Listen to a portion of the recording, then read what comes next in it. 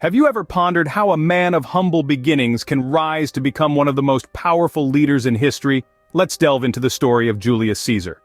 Born in the year 100 BC in the heart of Rome, Gaius Julius Caesar was not of noble birth.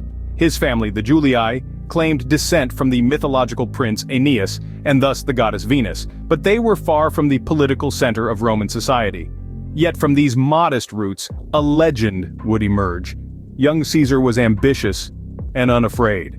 His parents knew he was different, marked by a burning ambition that set him apart. He was a man of many talents, but it was his political savvy that truly set him apart. He knew how to navigate the treacherous waters of Roman politics, how to make alliances, and when to break them. His first taste of real power came when he was appointed the governor of Spain. Though it was a significant position, it was also a challenge. Spain was a region known for its rebellious spirit, and Caesar was tasked with not only governing but also bringing the region under Rome's control. But Caesar was not just a politician. He was a military leader, and his campaigns in Spain showcased his strategic acumen. Through a combination of diplomacy and force, he managed to quell the Spanish rebellion and bring the region firmly under Roman control. His success in Spain only increased his standing in Rome, and it wasn't long before he returned to the city, more powerful and influential than ever. From his early life to his first major political position, Caesar's rise was nothing short of extraordinary. His political savvy, military prowess, and unyielding ambition set him on a path that would change the course of history. Thus, Julius Caesar, armed with ambition and political acumen, began his ascent to power, but the pinnacle was yet to come. Now imagine a man not only climbing the ladder of power, but also winning the hearts of the masses. This was Julius Caesar. Julius Caesar was no ordinary leader.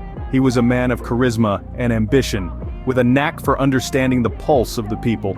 His charm and wit were as sharp as his military strategies, and he used these qualities to win over the Roman populace. His military campaigns were nothing short of epic. From the conquest of Gaul, which expanded the boundaries of Rome, to his victory in the Civil War, Caesar demonstrated his strategic genius time and again. These victories not only brought wealth and glory to Rome, but also increased his popularity among the citizens. But Caesar's appeal was not solely based on his military prowess. He was also a reformer at heart. His policies, which included land distribution to the poor and the reformation of the calendar, were aimed at improving the lives of ordinary Romans. This endeared him to the masses even more. Furthermore, his role in the First Triumvirate, a political alliance with Pompey and Crassus, demonstrated his ability to navigate the complex terrain of Roman politics. It was a testament to his skill at forming strategic alliances and consolidating power. With the love of the people and the power of his position, Caesar was unstoppable, or so it seemed. But what happens when a man's ambition outshines the norms of society? Chaos ensues. As Julius Caesar's influence grew, so did his aspirations. He wasn't content with the power he had amassed. He wanted more. He declared himself perpetual dictator, a title that was unheard of in the annals of Roman history. This audacious act didn't sit well with the senators. They saw it as an affront to the Republic's principles, a blatant disregard for the checks and balances that had held their society together. The Senate, once a revered institution, felt their power slipping away. Caesar had effectively reduced them to mere spectators in his grand political theater. The growing dissent among them was palpable. They felt sidelined, their voices drowned in the wave of Caesar's popularity among the masses. The political tension was thick enough to cut with a knife. The senators, feeling threatened and desperate, started to plot against Caesar. Their reverence for him had turned into resentment, their admiration into animosity, their loyalty into treachery. They were ready to do whatever it took to preserve the Republic, even if it meant shedding the blood of their once-adored leader. As Caesar reveled in his power, oblivious to the storm brewing in the Senate, the stage was set for a confrontation that would shake the very foundations of Rome. The stage was set for a tragic end. Julius Caesar, the beloved leader, was on a collision course with fate.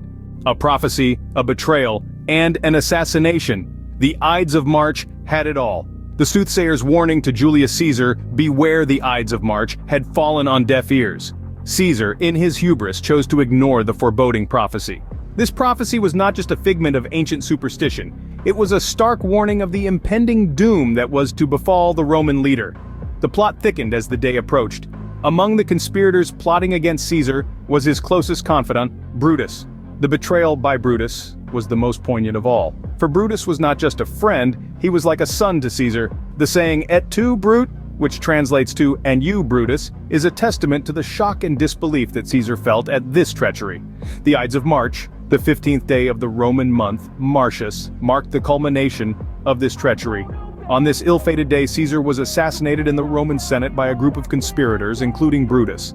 With each stab, they not only tore into the flesh of the dictator, but also the fabric of Roman society. This event not only marked the end of Caesar's reign, but also the end of the Roman Republic. The assassination led to a series of civil wars, which eventually gave rise to the Roman Empire. The death of Caesar was a turning point in world history, setting the stage for centuries of imperial rule.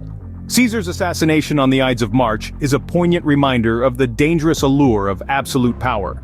It demonstrates the tragic consequences of hubris and the fickleness of public sentiment. It's a story of how a man, despite his extraordinary achievements, can be undone by his own ambition and the treachery of those closest to him. In his quest for absolute power, Caesar fell, leaving behind a legacy that continues to echo through the corridors of time.